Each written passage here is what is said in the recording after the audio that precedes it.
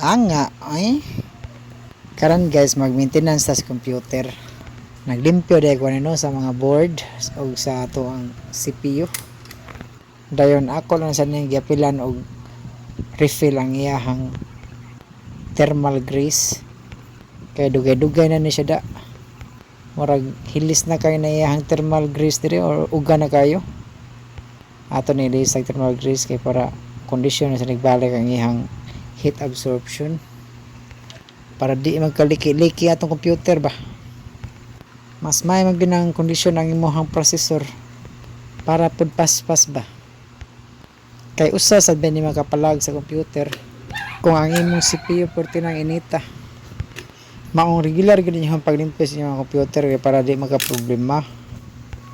Kay lisod na, madak-an na niya ka kung mga guba na diha. Maong kani gaon na ni siya, ako ning giun. Para matestingan ba.